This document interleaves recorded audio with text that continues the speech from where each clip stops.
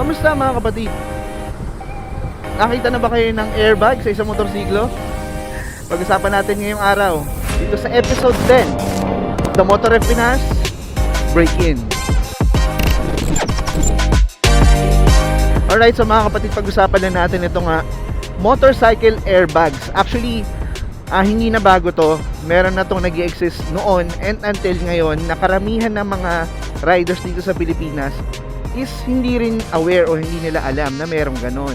Pero alam nyo ba na ang Honda Motorcycles is ang kauna-unahan nakagawa ng airbag para sa ating motorsiklo. Pero kasi until now, wala pa para sa mga smaller displacements, no? So ito yung gusto kong pag-usapan ngayon, no? So a few weeks ago, Honda Global, nagkaroon sila ng mobility show dito sa Japan.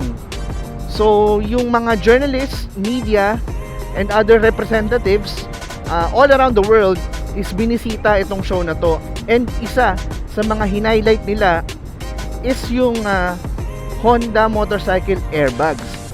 So hindi ito yung meron na o yung napapanood ninyo na sinusuot na vest. Tapos kapag once na nagkaroon ng impact or tumama ka is magpa-pop up yung kanyang airbag sa vest. Ito hindi, nakalagay siya mismo sa motorsiklo. So a few weeks ago nga, Honda Global showed their progress on this new technology and safety feature para sa ating motorsiklo. So yung event na yon is ipinakita ng Honda Global, specifically yung kanilang Honda PCX 160, color yellow green pa nga yung kulay nun eh. Ipinakita nila and they demonstrated to the public kung how it works and kung paano magde-deploy just in case na wag naman maaksidente tayo or our motorcycle crashes. But FYI, tulad nga na sabi ko kanina, ang motorcycle airbag na built-in dito sa ating motor is Honda ang kauna-unahan na gumawa niyan. Noon pa actually, ang kauna-unahang nagkaroon ng motorcycle airbag na built-in is yung Honda Goldwing. I think that's the top of the line na cruising motorcycle ng Honda Global or Honda Philippines. Actually available yan. Si Kong TV tsaka si Nudge Abdul merong ganyan, no? So yung Honda Goldwing around year 1990s to 2000, they develop yung built-in airbag na nandito mismo sa kanilang dashboard o nandito sa gitna ng manibela. So once deployed, according to Honda is around 90 to 95% na nare-reduce nun ng fatality. Actually, kung pupunta kayo sa YouTube o social media, search nyo lang Honda Goldwing airbag, makikita ninyo yung crash test nila kung paano nila ginawa o kung paano nagde-deploy yung airbag na nandoon sa harapan ng Honda Goldwing. And yung mga sumunod na mga generations ng Honda Goldwing, meron at meron pa rin yan. And until now, 2023 to 2024, meron pa rin yan, di ba? Halaga ba naman na more than 2 million pesos di ba? As much as possible, mas maraming safety features ang ilagay mo. Dapat lang para dito sa motorsiklo na to for that price.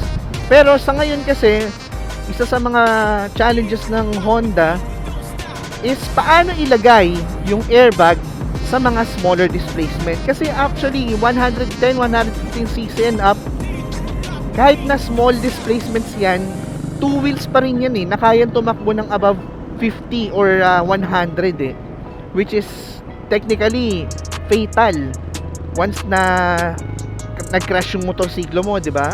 So yung ginagawa nila ng Honda ngayon is still under development. So dito tayo papasok dun sa pinakita ng Honda Global dito sa Honda Mobility Show na they are developing ngayon for smaller displacements ang airbags na built-in.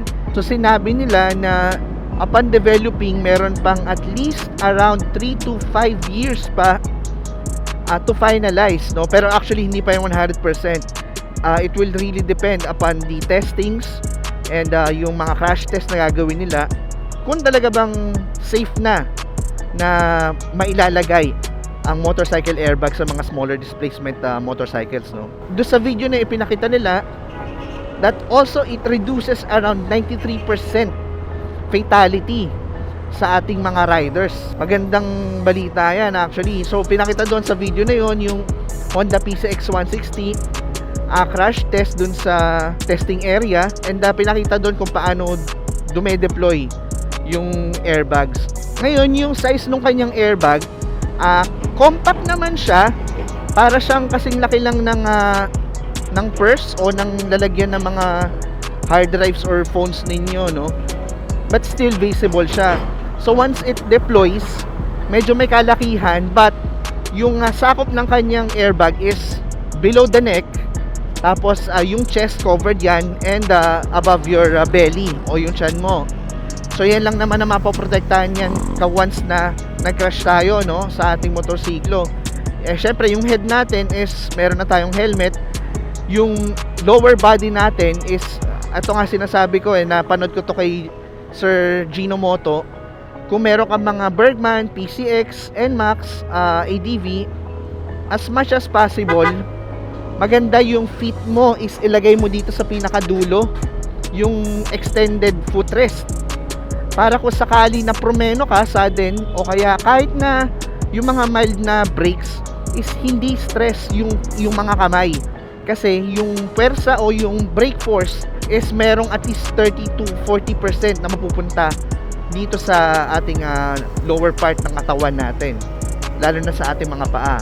So maganda yung development ngayon ng Honda Global for this, no? Actually, 'di ba, hindi naman siya bago ngayon sa pag-a-add ng safety features sa ating smaller displacement motorcycles. If you remember, ang traction control and ang ABS o anti-lock braking system is dinevelop yan and inilagay sa mga malalaking motorsiklo noon so kailangan mo pang bumili ng mga higher displacement motorcycles para magkaroon ka ng safety features nila, which is yung ABS or traction control, di ba? Pero ngayon iba na kahit yung mga 125cc's meron ng ABS, di ba? Minsan pa nga dual channel, NMAX na lang matagal nang nagdo-dual channel ABS yan.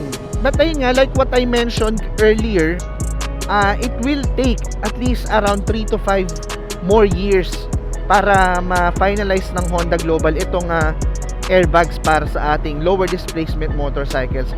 I have no idea kung paano nila pagiging compact pa yun. Para sa akin, mas paliitin pa nila. And kung ilalagay man ito sa mga smaller displacements, ang mga magiging challenge dyan is paano yung mga naked motorcycles o yung tipong eto, katulad nito, nalagay nga nila sa PCX pero visible. So paano, ilalagay ba nila sa fairings tulad ng Honda Goldwing? Diba, Honda Goldwing kasi may dedicated talaga, para siyang yung dashboard ng sasakyan na once na nag-crash yung sasakyan, tapos magpa-pop up yung airbag, no? Ganun kaya gagawin nila ng technology. So syempre, totally new design ang gagawin nila para sa kanilang next generation motorcycles with lower displacements, di ba? Ngayon yung nakita ko yung airbag na dine-develop ng Honda. What's my opinion on this? You know, too early to tell Maaga pa para sabihin, kasi unang-una sabi nga nila under development pa lang, it will take 3 to 5 years pa. Pero para sa akin, ang number one safety feature pa rin ng motor is ikaw bilang rider.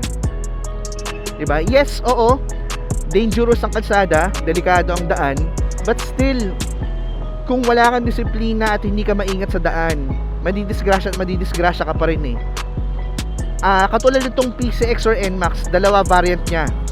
Merong ABS and non-ABS. Marami pa rin ako nakikita na naka-ABS na na-aksidente. Meron din ako nakikita ng mga naka-CBS na na-aksidente. Pero what my point is, naka-ABS na yon, naka-traction control na yon, but still, na-aksidente pa rin. Diba? Hindi mo masabi. So yung dine-develop ng Honda Global is just additional safety features na hopefully hindi natin magamit. Diba? Nasa atin ng mga riders talaga yan kung paano pag-iingat ang gagawin natin. Ngayon, kung ako naman tatanungin, kung mas pipiliin ko ba yung built-in airbag sa motor o yung vest na lang na susuotin, sa ngayon since under development pa naman sila, I would choose the best. Kasi magandang idea yun once na ikaw naman yung tumilapon, upper body mo pa rin yung nako-cover nun at napoprotect. Sa ngayon, okay pa rin yun. So, ngayon, I'm excited na in the future kung paano nila i-build in o yung final product nila sa kanilang process patungo sa motorcycle airbags. Hopefully, yung mga other manufacturers is mag-adapt dito, hindi lang Honda. Magsimula sila sana sa mga lower displacements like around, let's say, expressway legal. Around 400-500cc motorcycles. Doon sila magsimula. Honda pa lang nakikita ko so far, if I'm not mistaken. This is a very good news para sa ating riders. So kung ang mga 4-wheels or ang mga sasakyan is patungo na into a carbon neutrality o yung mga electric vehicles, ganun din ang mga motorsiklo, di ba? Hindi lang tayo papahuli lalo na pagdating sa safety features. So I hope mga kapatid nag-enjoy kayo for today's episode ng ating Motor F Pinas Break-In.